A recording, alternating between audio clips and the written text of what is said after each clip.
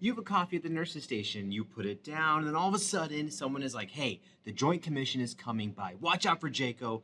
Put your coffee down over there at that specific table that's like 2 feet away. The coffee cup on the table rule had me thinking. So on midnight rounds, I asked a charge nurse exactly what the Joint Commission looks at. The nurse told me the Joint Commission pays attention to everything from patient charts to cleanliness to lines, flushes, expiration dates on meds. Apparently they're big on expiration dates. And I get it. The Joint Commission plays a crucial role when it comes to setting safety standards. But the question is, are their rules and regulations backed by evidence? But first, what is the Joint Commission?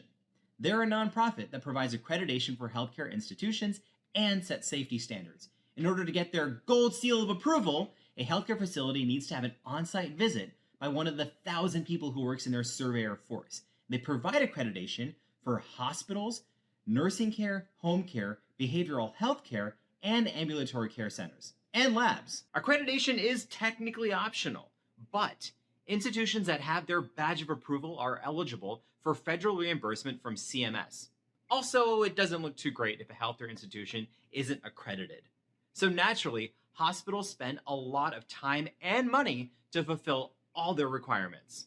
Out of curiosity, I began looking online for some of the requirements, and I ran into this study published this past June in the BMJ. Check out the title. The Evidence Base for U.S. Joint Commission Hospital Accreditation Standards Cross-Sectional Study.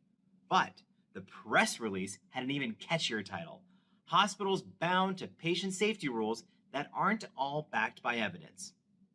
What researchers at Northwestern University did was looked at rules set forth by the Joint Commission. They found that only 6 out of 20 were backed by solid evidence. The team looked at R3 reports. That stands for requirement, rationale, reference, and then all the actionable standards associated with them. So for example, something like pain assessment or patient documentation would have specific requirements within a report, and then references to support the standards. They assign Oxford Evidence Quality Ratings, grading recommendations, assessment, development, and evaluations, and determined if the recommendations were completely, partially, or not at all backed by the research. Well, this is one of the first studies to show that the Joint Commission has standards or rules that are not necessarily backed by evidence. Now, this doesn't mean that the actual recommendations are far out in left field. In fact, 2 of the recommendations that got a grade D for evidence are: the Critical Access Hospital analyzes data collected on pain assessment and pain management to identify areas that need change to increase safety and quality for patients. That sounds solid. Here's another one. The Critical Access Hospital identifies opioid treatment programs that can be used for patient referrals. Clearly, both of these are important. And the authors openly say that they're not critical of the Joint Commission's mission, their value, and their importance. And they say, quote, the Joint Commission standards are important and often extremely helpful in making healthcare very safe and in reducing medical errors. But maybe the recommendations and the checklist behind those recommendations need to be evaluated because they take a lot of time and resources to follow. That's what the authors want to see done. That the standards set forward by the Joint Commission are supported by evidence and that there's transparency in the data. And if there is no evidence, there's a clear justification for that standard.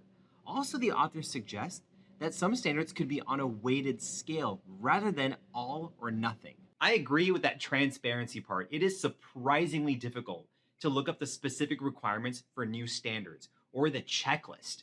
You can look up exciting new R3s, such as one measure to reduce healthcare disparity, but if you try to go and find the compliance standards for a critical access hospital, you'll have to pay $350 to look at it. Well, unless you buy a bunch, then you get a bundled deal. Thanks so much for the savings, Joint Commission. Again, this is not meant to be overly critical of the Joint Commission. They are absolutely clutch when it comes to patient safety. I think about them every time we do a procedural timeout. I also saw that they're working with the White House for data collection on social determinants of health. It's pretty solid. And they're cognizant of what's changed during times of COVID. For example, there's a set of requirements that go beyond CMS standards, appropriately called above and beyond requirements, and they're going to evaluate these to see if they're truly necessary. Because here's reality. Not every hospital has the same ability and resources and funding to make sure that every single box is checked. So we have to make sure that the boxes are all necessary. So what do you all think? Who out there has some thoughts about the Joint Commission? I mean, prior to my nursing station coffee cup drama, I never really took a deep dive into all the requirements. And for anyone out there who's in hospital administration or leadership, this is naturally important for you. And you're probably way more well-versed about this than I am, than all of us are. So I want to hear from you also.